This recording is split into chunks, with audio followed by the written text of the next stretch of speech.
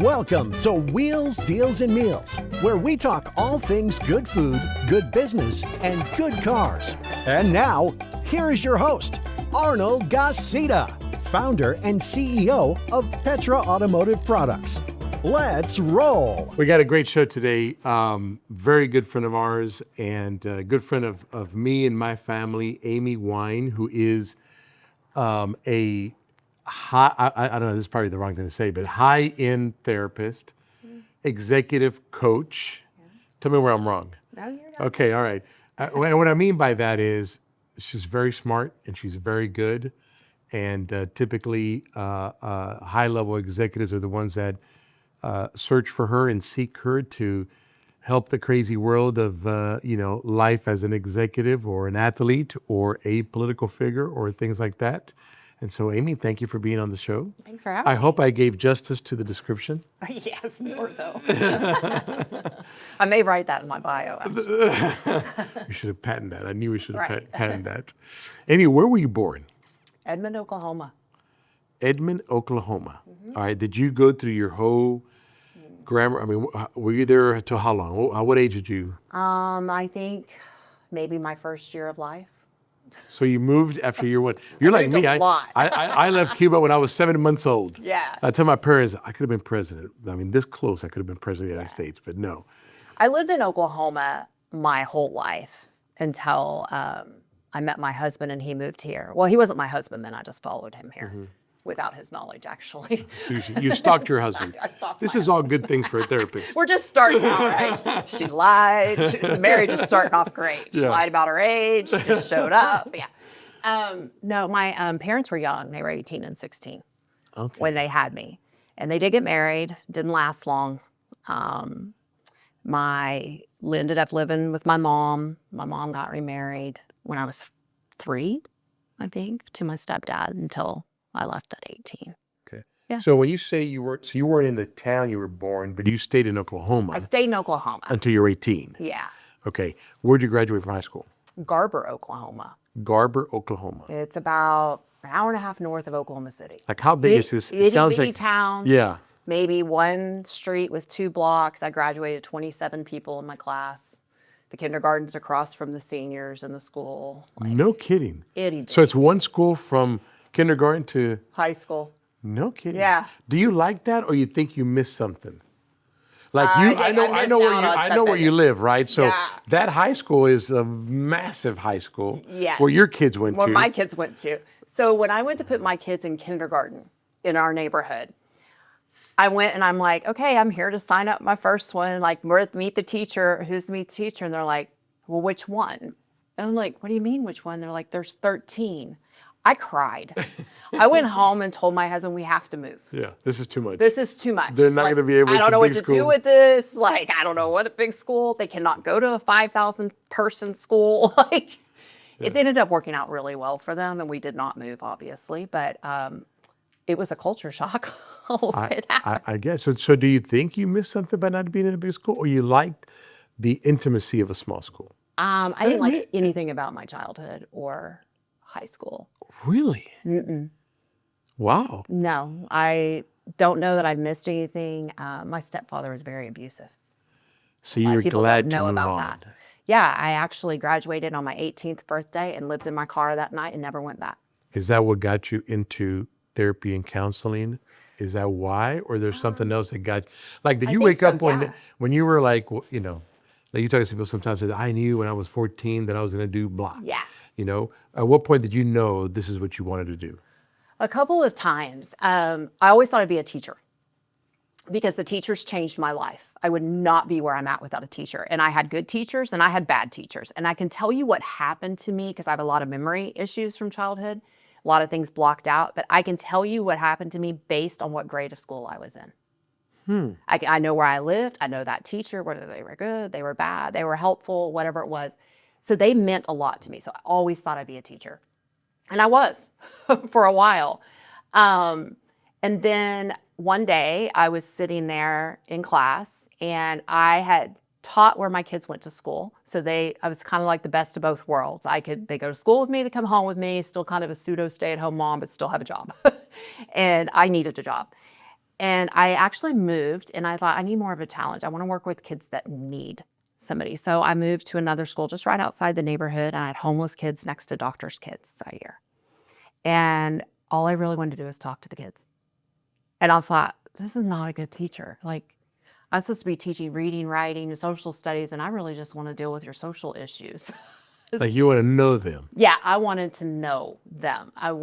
And there were so many that things were happening all the time. I was like, really, that's what I want to do. So I went and I actually told somebody at a dinner randomly. I said, but I've looked at the grad schools. They only take like 12 at a time, and this is for younger people. I was in my 40 and around 40, I think. And they're like, oh, there's a seminary school here in Houston that has a counseling program. And I bet you could apply. I know a lot of people that go there. I'll give you a reference. And I'm like, it might burn down around me. I never saw myself in a seminary, right? Like I didn't even believe until my 30s. My childhood was like crazy. And I applied, I got in, and I quit that. Well, long story short, that school year, I was only at that school 1 year. And I was kind of debating, do I go back to grad school or I just keep teaching? And I probably would have kept teaching if it weren't for one thing. At the end of the school year, they based the numbers of teachers based on what their perceived enrollment is. And they were going to lose one teacher that year. And we were told that in a staff meeting. And it's almost always the last person in. I wasn't the last person in. There was one teacher after me that was a single mom. And I knew she was going to lose her job. And she probably could have found placement somewhere else. And I thought, I can't do it. Like, You were already at anyway. yeah, I'm like, it has to be me. I made the decision overnight. Didn't even tell my spouse. I'm not looking really good for a marriage therapist here, right? After this, we're going to send Amy to therapy. My husband would probably thank you. And I went, the day school was out, was the day I started grad school. All right, so I'm going to slow it down. Okay. So you, not a great childhood. Not at all. Glad you got through it, graduated from high school. Where'd you go to college? Well, I went to OU my first year and flunked out. Okay. Where'd you go your second? What was your second option? I had a crazy year. And I met my now That's what spouse makes the at best 19. therapist, though. I'm going to tell you. Yeah, I people that have gone through the craziness and brokenness of life, I would think make the best therapists, right? Yeah, you got to know it. If you lived in a bubble all your life, how are you going to be able to relate to somebody that's not in that bubble or the bubble burst, you know? Yeah. It helps you to be able to relate a little bit easier. And I think it's helped me to not judge as much. Like people think I'm going to judge them all the time. And I'm like, it doesn't even occur to me. Yeah. Like we all have junk. You don't even want to hear about junk. Yeah. So I do agree with that. I find that usually when people are casting judgment on others, it's because a lot of times it makes them feel better about themselves, or it helps them avoid their own junk, right? It's why we stay busy.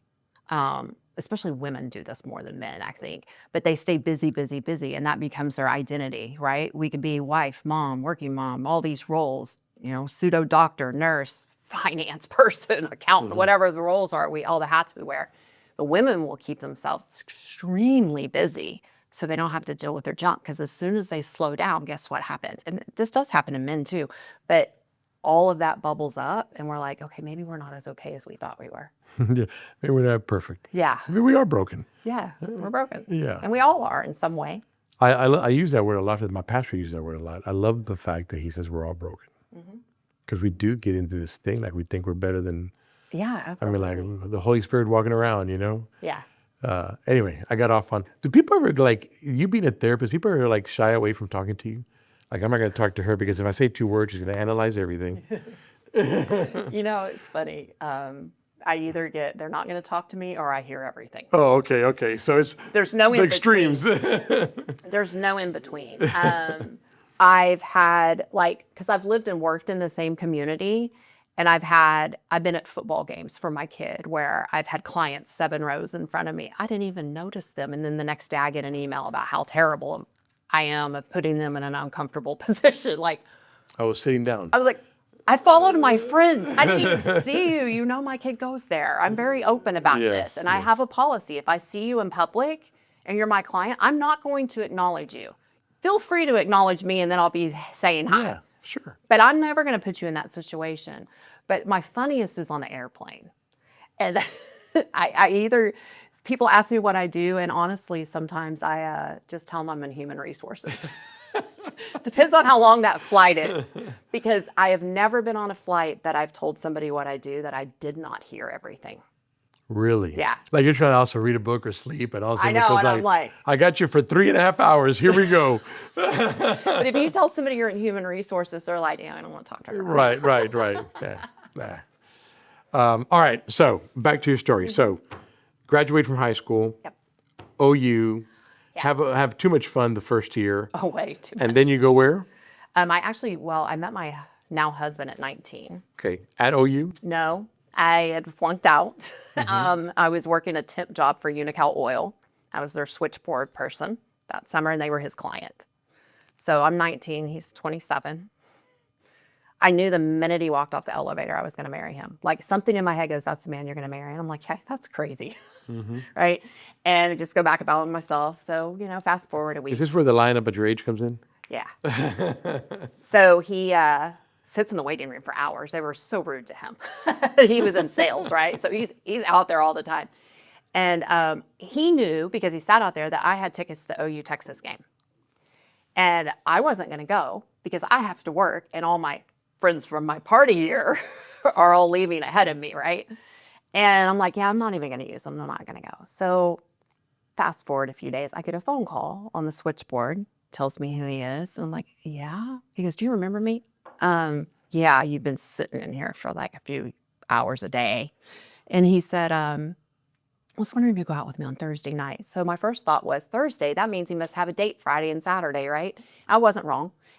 And then I thought, sure. And he's like, well, that's yes or no. I'm like, that's a yes. And then he goes, can I ask how old you are?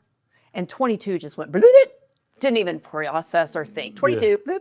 He's like, oh, okay. He didn't know until right before I turned 21.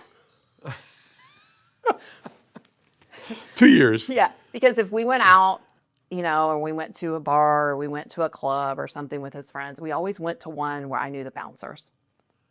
Until the night I'm a month away from, this is so off topic. I No, cannot it's believe great. I'm sharing all of This is what it is. I love it. We're in a bar.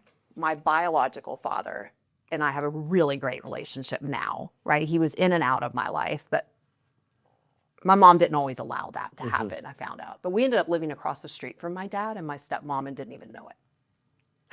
Right? No, Before we moved to that's a Houston. God thing, yeah. Right. So great relationship. They're grandparents to my kids, everything. Now, like he's who I call all the time. But we go into a club and there was actually a police officer there that night. The line's really long and I'm like, oh, I'm going to get into this one without getting in trouble. I don't have an ID, right? Like, so we get out there, my husband, he's not my husband then, gives him the ID. And then I just take it out of his hands. I was a quiet, wild child. And I'm like, I gotta go to the bathroom. Yeah. And I was like, just go in. He's a rule follower like you would not believe. Yeah. He's like, what in the world? So I go about halfway back in the line and I come back up with his ID, show it to the guy who I know, stamps my hand with a cop standing behind him. So I get in. And the next thing I know, my dad, who's now an attorney, is also there. And finds me and comes up to me. And we hadn't lived across the street. He didn't know you were there. He just sees that you're there. Like I hadn't seen my dad in 2 or 3 years at this point. And it was actually 2 months later we moved in across the street. And he sees me there and he comes over and he's like, I need your bad word ID, fake ID right now. I'm like, I have one. Do not lie to me. Do not do this. Like blah, blah, blah. I mean, he lost his cookies on me. So boyfriend standing here, like this man is yelling at me and he's like, Amy, is there a problem? I was like, no, I just need to talk to him for a minute. He's like, well, he's kind of yelling at you. Do you want to tell me who it is? I'm like, it's my father. That's how they met. Oh, man. And he's like, I want her fake ID right now. She is not 21.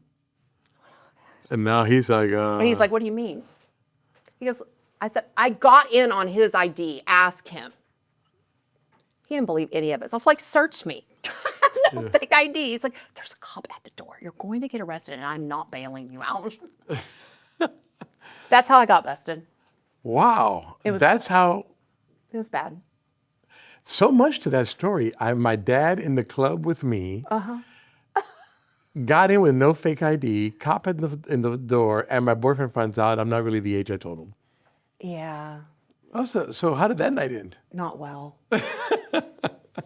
Not well. Not well with everybody, even the boyfriend? No, not even with him. He was so mad. Like, wouldn't speak to me for like months.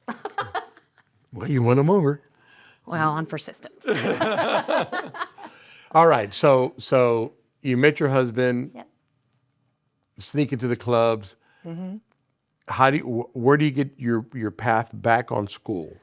Okay, so when we moved, he got transferred here. Was going to leave me in Oklahoma. That's a whole nother story. I did not allow that to happen. Right. He left me along with the moving truck a little too long. We'll just say that, and all my stuff just went on it. So now I have to come to Houston to get it. Right. Like, as far as you know, that's why I was there. I was not healthy in my 20s.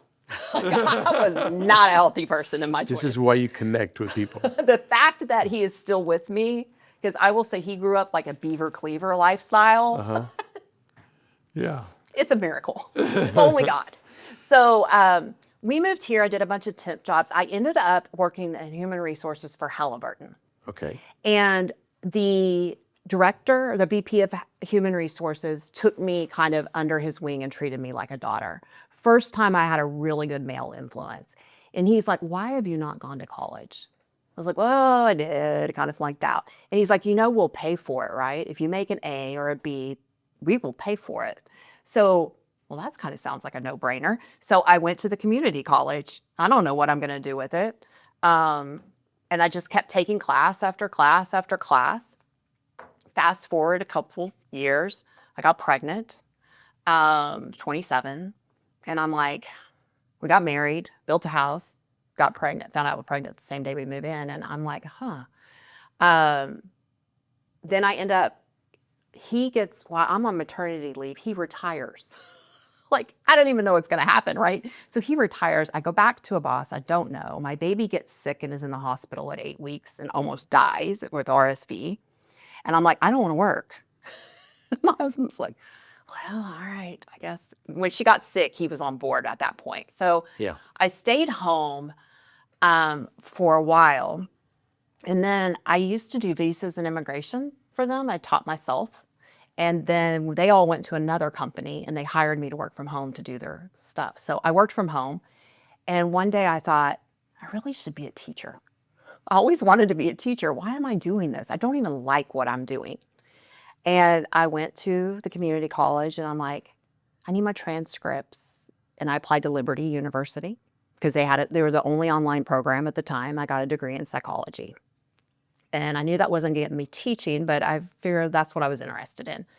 And they're like, you're one degree or you're one class away from 2 associate's degrees. I'm like, yeah, I don't care. She's like, a degree is a degree, sister. So I'm like, well, what's the class? It was an exercise class. So I'm like, well, let's take it. I'll go walk and take my class, get my 2 associate's degrees. One was in early childhood education. One was just general. And then I went to Liberty and got my psychology degree. And then I went to alternative teaching here and became a teacher. So the fact that you got your psychology degree means something was there beforehand. Always. I know, because I know you said that as a teacher, you love talking to the kids and getting to know their story and the social side of it. But obviously, if you went for psychology, something was there well before that. And I'll tell you when. Okay. So when we got married in, when did we get married? 1998, I think. They did this video at the wedding, right? I don't even remember any of this. The videographer never gave us our put together one. So about 5 years ago, I had the VCR tape put on, video. So we finally watched our wedding video just 5 years ago. And in it, he asked me what I wanted to be. And I said I wanted to be a child psychologist. That hit me like a ton of bricks because I was like, see, I got chills. Yeah. Because I had to have known the whole time. And I did start out with children. When I started as a therapist, I thought I was only going to be a child therapist. And then I realized if I could get your parents. I think it's like a calling. Yeah. I don't think people wake up and go, you know what, I want to go deal with people's problems. No. Like my problems are definitely a not calling. enough, so I'm just gonna go. Yeah. Like people that says, I want to have a Vietnamese boyfriend, and you guys sit there and listen to them over and over and over. I mean, there's probably reasons why this is practice. I think it's a calling. Yeah, it is. I think it's something that God puts in people. I mean, I think it's all ordained by God as it is, but I think it's something, because it's special. I think it's a special thing. Yeah. I love it. You know? I know. And I work with elite achievers now. Like I've done the children, I've done all the community stuff. I have a ton of experience. I love working with elite achievers. Like, and people that, there's high achieving and then there's the elite achiever because they want it all. They want the life, they want the marriage, they want success in business, they want all of it, but they usually feel like they're failing in one or more areas, right? I'm really successful over here in business, but maybe my marriage is falling apart and it's driving them crazy. They don't know how to fix it. They've done all the things that they know how to do. And then they come to me. And I'm like, but we haven't done everything because it's just learning a new language almost, right? But there's more. And I like that person. And I'll tell you why is because, and I learned this about myself in my internship years, because you got to do 1,500 hours during grad school and 3,000 more after. So you're supervised for 2 years after grad school.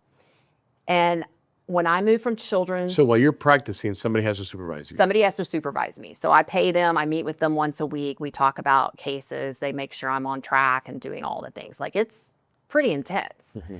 And I was struggling with women, working with women. And I kept asking him, like, I'm beating my head on the wall working with women. But at the time I didn't want to work with men. Now most of my clients are men, so it's kind of weird.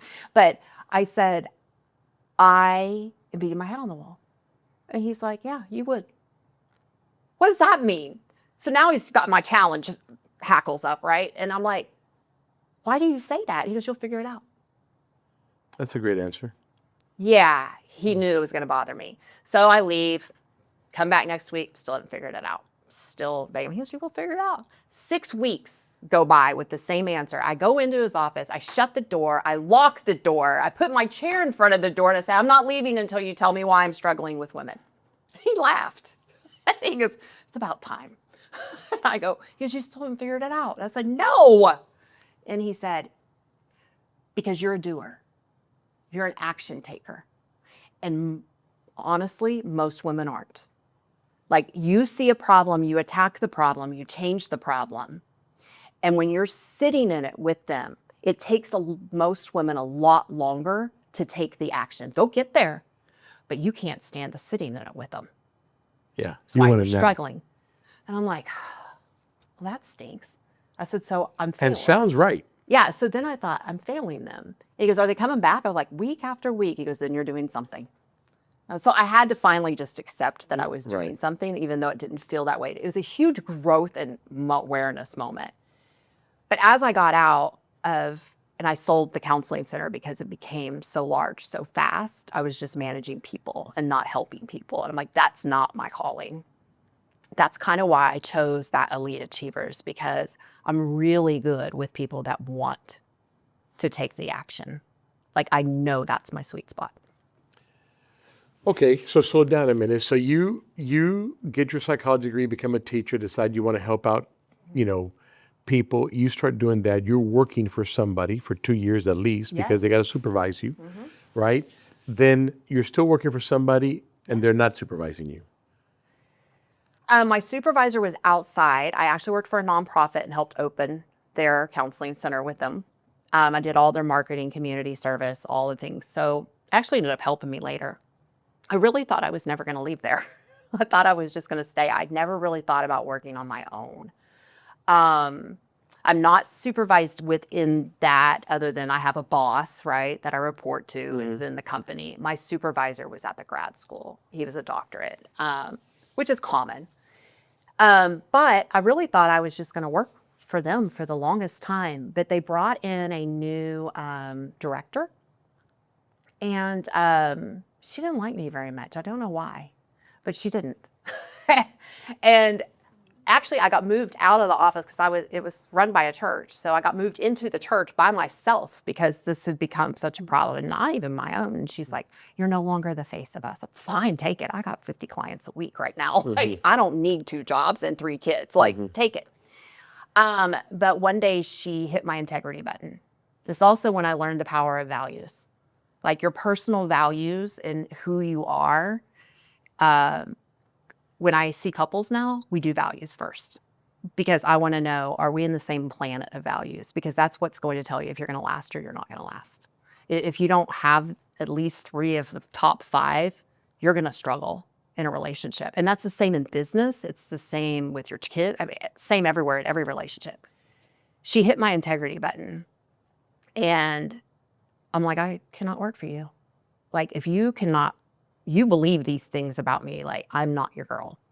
And I actually, counselor space for rent, Cypress, Texas, such a God thing. You know, everybody around here has 50-page leases. I found a guy, Bobby Don was his name, little strip center type thing, and met him in the parking lot. And he said, I have a place for you, maybe. He goes, but there's somebody in front of you. He showed it to me. I'm like, done. Like, what do I got to do? Well, I got to sign over my house? Like, what do I got to do, right? Because I looked at other places that wanted 50-page leases and your whole life signed over. And he's like, no, if the attorney that I talked to doesn't want it, it's yours. Okay. He goes, I'll call you. And I said, okay. I'm not even 5 minutes down the road. And he goes, what were you looking for? I said, well, really, I wanted like 3 offices, a little waiting area, a little kitchen, but what you have will do. It was the only space he had. He goes, can you come back? There was a Remax in there, and they were moving to the Bridgelands and building. And he goes, they're getting ready to move out, and it's exactly what you just asked me for. Wow. And I was like, you've got to be kidding me. So I go look at it, and he said, can you wait 3 months? Yes. And he said, then it's yours. And I go, what do you need? He goes, I just need a check for $3,000. I wrote him a check in the parking lot. He didn't know anything about me. He goes, I got a 4-page lease. If you don't pay your rent, I'm going to lock you out. Okay. He goes, I'll send it to you. Hadn't told my husband. See the trend? My wild streak's still there. This is why you're a good therapist. What not to do in your marriage. Actually, it was a really good thing for me. Like, it just doesn't happen like that. And I went home and I was like, hey, babe, I kind of did this thing. So you opened your own I did. business after only working for one place. Yeah. Wow, that's great. And it exploded. So all that work I did in the community, actually the board members for the nonprofit were sending me clients. And I had clients. So I took all the clients I had because you have the right to go with whoever. And they want to see the person they have. They want to see the person they've comfort with. had. And I was getting referrals. I never advertised. I never did anything. We went from 1,000 square foot to 8,500 square foot in 18 months. Yeah. And then around 11 months, I realized I didn't know how to run a business. Very common thing. Yeah. So Doctors don't always know how to run their offices. I'm sure therapists are in the same they place. do not. and chefs don't always know how to run a restaurant. Right. So I actually found Michael Hyatt. He had a business accelerator program, had written all these books that I had read. And I listened to a podcast. I heard about the business accelerator. I did not think I would qualify, but something was like, just apply. And I get on the call and the guy's like, you're exhausted. He's the best salesman ever. I mean, he hit me like on all my pain points now that I know these things, right? And I'm like, I am exhausted. He goes, we could change that for you. I go, I'm drowning. I've got 40 clients a week. I now have 14 therapists. I've just knocked out another wall. Yeah. And I have 3 kids. And he's like, just join the program. And I'm like, well, how much? I don't even care how much. Like, how much? And so I went to Tennessee. They met in Tennessee every quarter in person. And I would go back and I'd do exactly what they'd tell me. And we wrote the shit, and it changed my life. because his whole slogan was when it works, succeed at life. When it works, succeed at life. And that's kind of what I do now. So life, relationships, business. Okay. So you start in your little business, your company, which is not little, 14 therapists, et cetera, blah, blah, blah. And you're doing all sorts of stuff, family, We do couples. children, teens, adults, couples. Where did you decide that you're going to branch off to high-level executives or coach, more of the therapist / coach? Yeah. Because and you said something earlier about the executives, high-level executives, and I don't know if I'm in the level of a high-level executive, but I do think,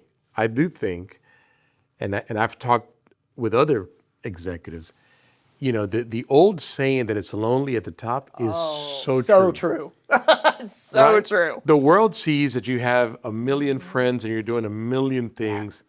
It is so lonely at the top. is It's not so- what people think. No, absolutely not. I mean, don't get me wrong. I enjoy my life and I enjoy what I do, and I love the million people that I know and the million things that I've done. But if you have one or two people that you can actually sit down and say, "This is what's going on in my life," that'd be a lot. Absolutely. And I hear that from every single person I've talked to that I work with. And I felt it myself, right? I mean, you can get along with your team really well, but at the end of the day, they don't get your job and the pressure that comes with having to write those paychecks, right? Like they don't. So the only other people that get it are other business owners who often do not share that they're lonely at the top. Right. Too, right? Yeah, no, I'm telling you, it's very little that'll do. Yeah. And the pieces you're talking about, right?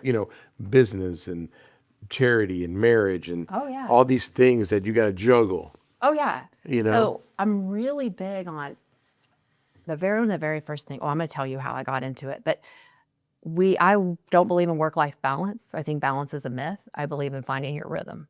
You can do everything. You just can't do everything. You should write a book with that title. I'm actually writing one right now. I mean, that's great because I always say there is no balance. Right. Right. But the part about you got to find your rhythm is exactly dead on. I teach it all the time. So anytime I work, they may be coming to me for marriage counseling, but I'm like, let's talk about your rhythm first. They have to I have something called the Thrive Life Inventory, and it covers 10 life domains and rates you in each one of them. And I'm like, okay, which one do you want to work on? Because elite achievers want to do all 10 at once, and we can't. And that's why you feel like you're failing, right? So it's a big issue in their life, their marriage, the other relationships with peers, social, business, like all the things. It hits there, so that rhythm. I'm actually getting my doctorate right now, which is another weird thing. That means the prices go up. I'm pretty high now. I don't know that I'm going higher than I am now. I'm getting free therapy right now. I don't know about that. But my book that I'm writing for that, so I'll have it in December, is when marriage and work collide. So what happens when your business and your marriage are colliding? Wow. And how do you get the non-entrepreneurial spouse to understand that you don't have a 9 to 5? So it's written for the business That's a owner. great book. That's great already. So rhythm might be the next one, but Yeah. but it's in that book. Do rhythm because I like it. Yeah. I like it. What was your question that I didn't answer? Why did you decide to go into the executive coaching How therapy? did I get into there? It was really not overnight. I actually started coaching with Michael Hyatt, because I needed another job, right? So like at this time we have like 30 therapists now, and I need to go coach for you. Yeah. So I did so good in his program, apparently. I think I was just mostly the biggest action taker that they asked me to come coach for them. And I was like, well, that'll be a new experience. Why not? Let somebody else pay me for a while, right? And at this point, I had already hired somebody to run the day-to-day. So now I'm not in that role anymore. I'm just seeing my own clients, which I had to cut back considerably. So I only have like 10 clients. So I'm like, sure, let me go business coach for a while. Mm-hmm. And I loved it. Absolutely loved it. At the time I was so drained, I was nearing burnout. Wasn't seeing that as what it is at the time. And doing that felt like a relief, right? But then I still have the same problems. right? I may be business coaching you, but we're still talking about your marriage, especially if they find out I'm a marriage therapist. We're still talking about your kids because I'm a play therapist, and we're still talking about you. And I'm like, why is it that when we go to a therapist, we're only talking about one piece of us, and we're only doing it once a week? Like, that's not helpful. So my business coaching clients actually had access to me in between our once a week calls. And most of them didn't use it. They very rarely bothered me, but when they did, it was important. Like something was blowing up in their life. And I thought, So I did that for a while. And then the person that was running my day-to-day came and said, I want to buy it from you. And I was like, okay. Like, it wasn't even Hold on, let me think about. Okay, yeah, that's fine. wasn't even a thought. Again, did not tell my husband. He's used to it by now. He's used to it. Like, he's just like, He's like, whatever. okay, whatever. I go with the flow. You're going to do you. He actually is very calm like that. But I'm noticing that trend now. I don't think I've ever said all that at one time. I'm going to have to go apologize now for being Just me by at the dinner way. tonight. But I went out I came back home. I actually realized how burnt out I was. So I stopped seeing counseling clients. No kidding. I didn't know that part. Yeah, I stopped seeing them for about 18 months. And it coincided with I got actually really bad mold toxicity.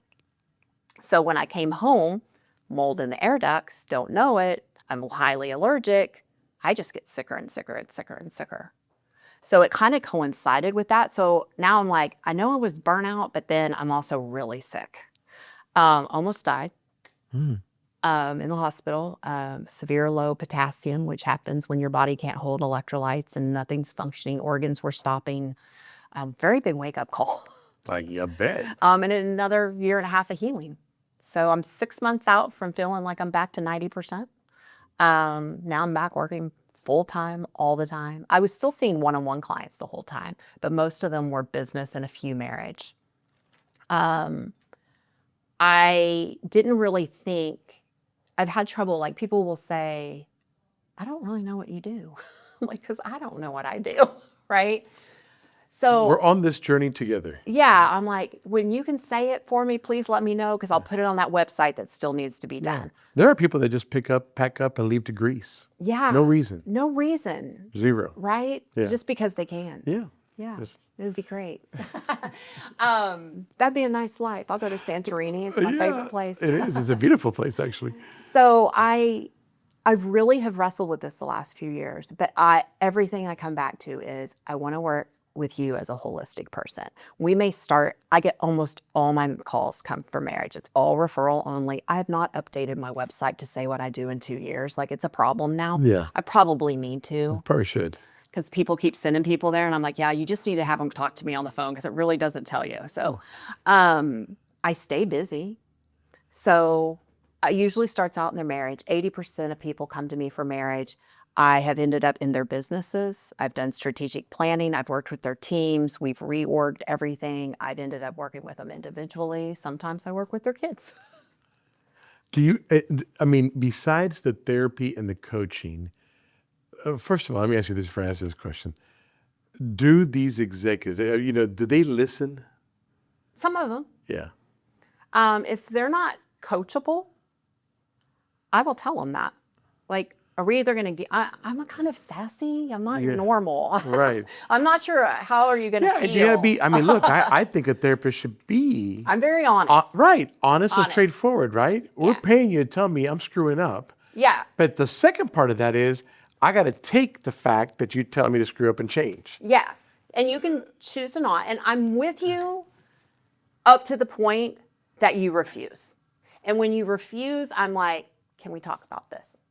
How can we get you to move? And sometimes that's harder than none. But usually I can tell pretty quick if someone's coachable or not coachable. And if you're not coachable, you're just going to pay me to spin your wheels, and then you're going to get mad at me, and that's going to not help any of us. Yeah. So I will fire clients sometimes. Like, It's a book. like, I'm not the best fit for you, right? Like, there's someone out there that's a better fit because there's something here. It very rarely happens, but it's happened a handful of times where I've had to say, like, somebody else is going to be better for you because you don't trust or hear what I say. Right, right. Because some people may say, well, I just want to get it out. I'm Yeah. going to still do the wrong, crappy stuff I Absolutely. do, And say, but I got it out and I feel better. yeah, they feel better. Or I'm doing this to say that I did do it I got so you. that I can justify going and doing what I really want to do. Right. Okay. I'm I got it. checking my box. I got it. That Yeah. actually makes sense. Yeah, I don't work well with that. No, I bet not. I guess not. That's not, none of that is real. That's just. No. I'm like, you're going to do what you're going to do anyway, so you can do that without me. Right. Like, don't pay me to go do that. Right. What in your life as a therapist, and if you can't understand, obviously without mentioning names, what is, like, if you can pick one thing that you go, man, this was an incredible, magical moment in my career, what would it be? I have several of them. There is one that is very memorable. I actually, and I think it was memorable because it was a growth area for me, but it was also showed me that even though somebody maybe on their test results showed that they're a sociopath, literally, high narcissist, 98.9% liar, like can get anybody to do what he needs them to do, right? Very influential. And he was a sales guy, business owner, very successful, very much, you would like him a lot. Likeable guy. Very much a likable guy. But I knew something was kind of off, and I started in the marriage, and I'm like, you're kind of mean. Like, you're just kind of mean. So I ended up doing this short test on both of them. And it tells you a lot. It's not a diagnosable test, but it tells you a lot. But I'm like, and it said he was a sociopath. And I'm like, as we get into it, I'm like, he's not though, right? So don't rely on tests fully, which a lot of people do in my business. And I'm like, I don't feel that he is. I actually called and got supervision on this, even though I'd been counseling for 10 years. Like, I'm like, I just don't believe this. He has so much shame under there. And that shame, so he was very angry. So the anger was making him mean to the wife, right? But he had this idea in his head of what his marriage should be. And she wasn't living up to that. And he could not get past that he wasn't going to have this amazing marriage to his best friend. Of the way that he dreamed it. Of the way he dreamed it, right? And they've been married for, I don't know, 20 years or so. And at first I'm like, well, he's a sociopath. So like, this is probably not going to be working out here. But what I learned is I know under anger, there are two things. There are, under anger is hurt or fear. So which one is it? Sometimes it can be both, but usually it's one or the other. So, but then underneath hurt or fear can be shame. And he was so ashamed that he chose this and chose her. 21 years ago, he felt like he failed himself and failed his whole life. And he refused to get a divorce. Like, absolutely not on the table, will not do it. That would have been too big of a failure, right? When I got through thinking about, like, okay, how can we even work with him and keep her safe? Because he wasn't violent, but if you're dealing with a true sociopath, right? Like, there's issues. There's issues. And you got to make sure she's safe as well. And because he was angry, she wasn't verbally always safe. Now, she held her own. The problem was she saw through everything. She also worked in the business, and he couldn't get away with anything with her. So he couldn't sway her like he could anyone else, and he didn't know any other way to interact. Mm-hmm. So we taught him how to interact differently with her. We taught him about the anger, about the shame. I ended up having to see them individually and then come back together, which is kind of hard to do because you could triangulate that pretty fast. So I don't always suggest it. But it ended up working out really well. And I would say now they have a totally different marriage. It took about 18 months. Intense work, like we would meet once a month for 3 to 5 hours and then still see each other weekly on individual. A lot of healing had to go into that, teaching empathy. So a true sociopath, you can't teach empathy. So he wasn't. Here's what I found. He was a great sales guy. And guys that are great sales guy know it. And I went back to every single line that he questionnaire on there.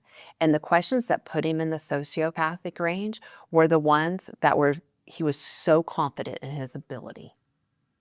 I'm like, that's not. Yeah, that could be different.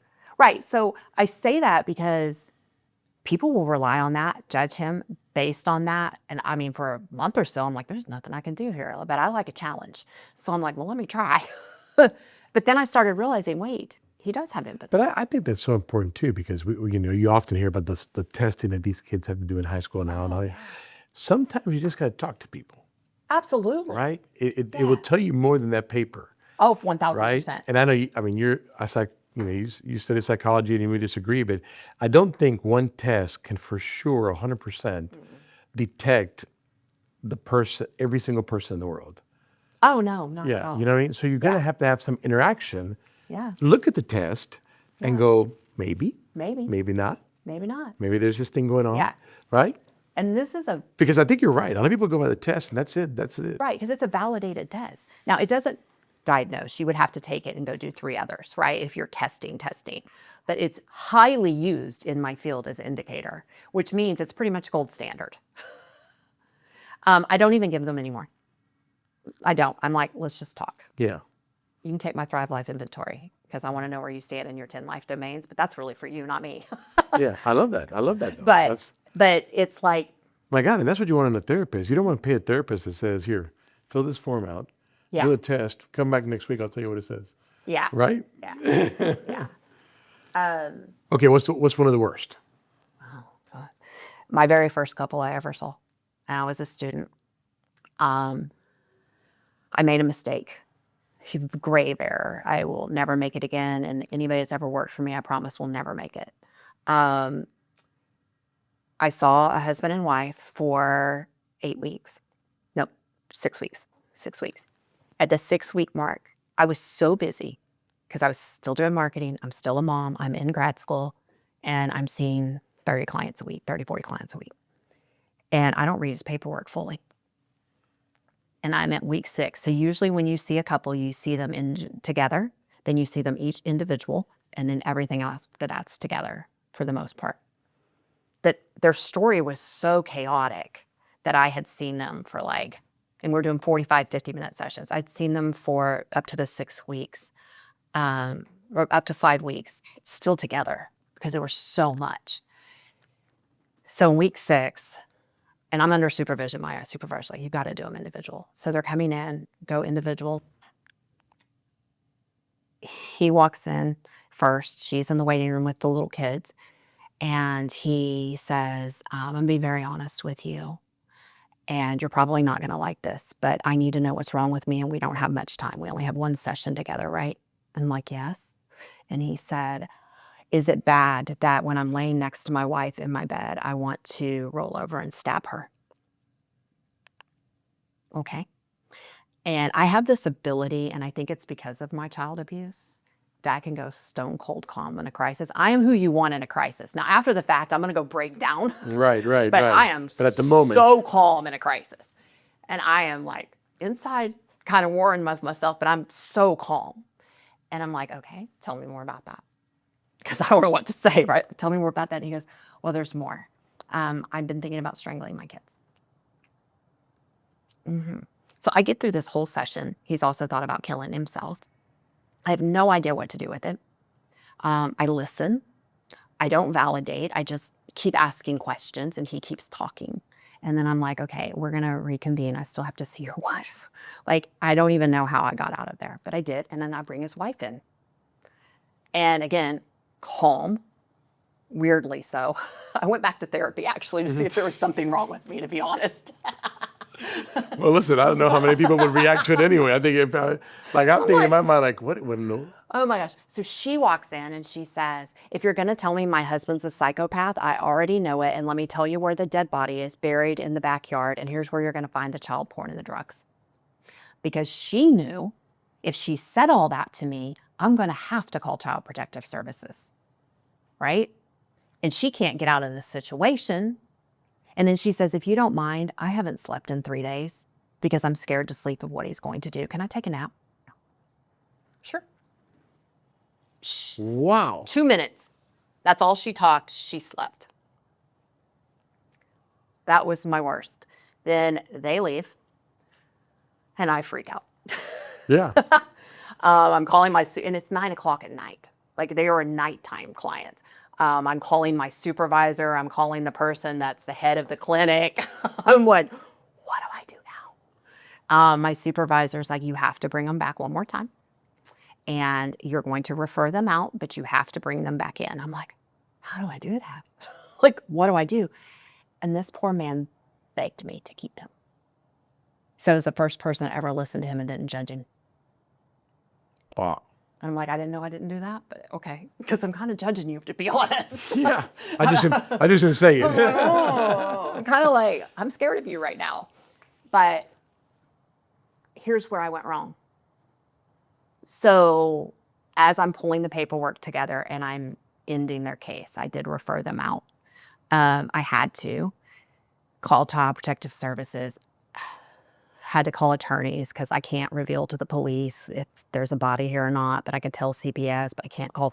It's just a whole thing for confidentiality and became a big thing. So I'm really going through the paperwork because now I've got to send it to attorneys. And he checked homicidal and suicidal. And I never saw it. Wow. This is like a movie. The ending is crazy. Right? I still watch for them on the news. I have no idea what's happened. I probably will never know. I pray for them so much. Wow. That's why, I mean, it's unfortunate that these things happen, right? Yeah. But again, we're all broken in different ways in different areas. That obviously was a very crazy one. It is. But everybody in their own world is yeah. And it's But that's what makes you so good, right? And I know you, Yeah. and I know you're good. Thanks. And I'm not just saying that, you know. That's what makes you so good is because not only did you have that unbelievable, crazy, traumatic experience, but you also own up to the mistake Yeah. of that moment, I did. I made a big one. right? You know, you learn from it. You realize what's going on. Of course, you were just new in this thing. I was brand new. You know, so wow, that's a It was, and I don't have any regrets about that. I could not have handled that case at the time. He needed somebody that specialized in that.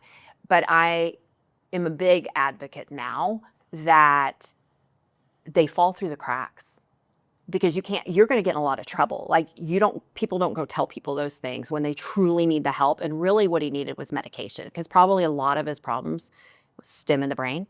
And now that I've done so much brain studying and neurology studying, like if he'd have got on the right medications and stayed on them, he might have been okay, right? I don't know that. Maybe he is, maybe he isn't. Maybe it was just, that's who he's going to be. I don't know, because you could go either way. But I just believe they fall through the cracks. And so many people that need that level of care never ask. Yeah. And then bad things happen. Yeah. Yeah. I think in general, that's the problem is we don't ask for help or we need to ask for help. Yeah. And pride gets in the way and everything else. And that's what I see with the people I work with now. the high executives, yeah. Yeah. So what's funny is the counseling center here was built on referral as well. It was, I know them, they've been good for us. People would share. What I do now, I have a couple of problems. They don't want anybody to know that they're seeing me, so they tell nobody. Right. Or they want to keep me for themselves even if they don't need me. They don't want me so busy that they can't come back, which I will always take somebody back no matter Right. how busy I am. Right. But I have people, especially professional athletes, because I've gotten in that world, but almost all my athlete referrals now come from agents that have found me. It's not They from say, the hey, athlete. my client needs help. Yeah, it's not the athlete. Right. Because I had one who referred me to another. And then after that, I have never had another player. And it was a player, so it went from NFL, I saw their kid. And then they referred me to a baseball player. And I've probably had 50 by now, 50-ish players by now in NFL and MLB. And not one of them has come from a player referral after that. Agents. Agents. My client needs help. Yeah. But that's great. Yeah. That's great that they recognize it. Obviously, they're making money off the guy, right? So they need the guy to be, That's exactly you know, why. so they have alternative reasons why. Yeah. But in that alternative reason, you're helping people out. I am. You're helping people out. Yeah. What was your first car? A Mustang, actually. What year? 1984, maybe. Okay. All right. Yeah, 84. In the Amy Wine Museum, what is the car that needs to be there? What is that dream car that needs to be in the Amy Wine Museum? Okay, you're gonna laugh at me because I have a story for this, and I'll be quick. But I used to would have said I don't care. Like, I had a Nissan Sentra after that, and I lived in it. So I'm like, I don't care about my cars. If I had a Range Rover, that would have been my ultimate car. But then and this is not a secret because this guy had a TV show on Discovery about this. You may have seen it, but he sold $1 million to $3 million cars. And I actually did more business stuff with him. But when I would go to LA, because he had an office in Beverly Hills at the time, when I would go to LA, I would get picked up at the airport, and one day I'd be a Rolls Royce. It was like car roulette. We would have my husband and I had a game on which type of car I'm getting picked up. And because they were all these fancy cars, right? Or these tricked out vans that you get in and they're like, holy cow, there's a refrigerator in this thing. You could lean back in this lounge chair. And so I got exposed, and he sold to mostly celebrities. So I got exposed to all these cars. And one day I'm in the showroom, and I'd go out there almost every month for about 2 years. And I got in the showroom, and there was this SUV there, and it was a Maybach. If I had a museum and I had my car, that would be it. All right. That's a good one. That's a good one. Yeah. That's a good one. All right. Of all the places you've traveled, what's your favorite? Santorini, Greece. I love it. Beautiful place. Yes, I it put it up there, one of my favorites as well. Bucket list that you haven't been to that you want to go see. Grand Canyon. You know that I haven't been to the Grand Canyon either? Really? Yeah, that's funny. And we've been to Greece. Yeah. You know, it's like, it's right here, man. I know. I'm like, I don't even go to Arizona. What's your favorite food? Mexican. Tex-Mex or Mexican? Probably Tex-Mex. Yeah, me too. I love Tex-Mex. Yeah. I think it's great. Young lady or man for that matter, but probably lady more, following in your footsteps, learning to be, getting her psychology degree, wants to be a therapist, help people. Yeah. What is 2 pieces of advice that you can give her? Don't believe the grad school people when they tell you to not tell your clients anything personal. And I say that with caution because you can't make it about you, the therapist. But I think I've been more successful because some of my clients knew a little bit about me. In grad school, you're taught that if a client asks you about your life, you're supposed to ask them, what about that's important for you to know? And the first time I heard it, I was like, I would never go back to that person. Yeah.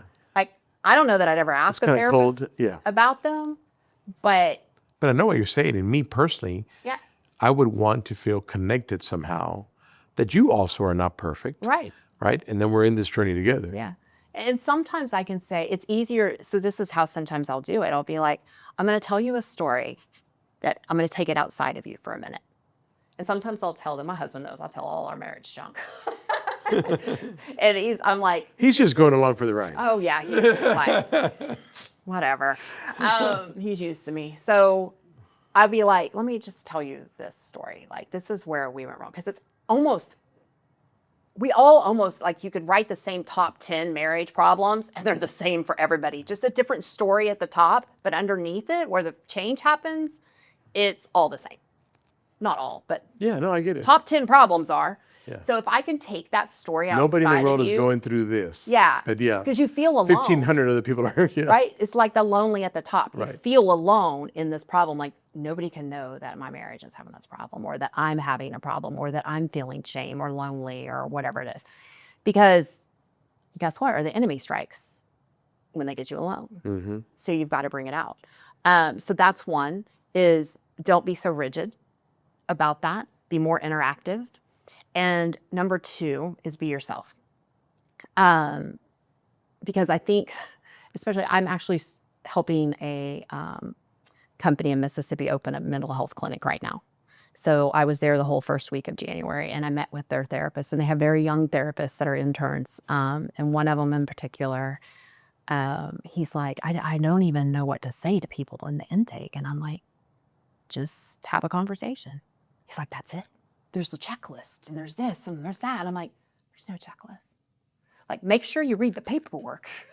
We learned that one. Like, number one, read the paperwork before you go in there and you know what you're getting into. Right. But after that, have a conversation. Be authentic. Yeah, just be you. Yeah. Be authentic, be who you are, have a conversation. Because if you cannot build a rapport and a relationship in the first 1 or 2 sessions, I can tell you from supervising over 100 therapists and interviewing thousands, I hired very few. But we knew that if we had accounts we could test, we did retention rate over 8 sessions. I could tell you like a clock that if I have a therapist that does not hold a client for a minimum of 8 sessions at 80% or more, I have a therapist problem. Because you're having one-offs that don't come back or whatever. If I have a therapist that's continually losing clients after session 1 or 2, I have a therapist problem. A lot of times it's just training. Sometimes they maybe not need to be a therapist. Sadly. Not their calling. Yeah, not their calling. They're just doing it. But it's that big of a deal. If you can't build that comfort for somebody in the first session or 2, they're not coming back to you. So do yourself. I love it. Good advice. Amy, thank you for being on the show. You're welcome. This Thanks for was having great. me. And we got free therapy, all 3 of us. Yes. And you know a lot more about me than I think most people. Thank you for listening to Wheels, Deals, and Meals, your main source for all things good and fun, business, food, and cars. If you like this episode, make sure to rate us and subscribe. If you would like to be a guest on our show, please leave a message at the link below. Till next time, happy eating.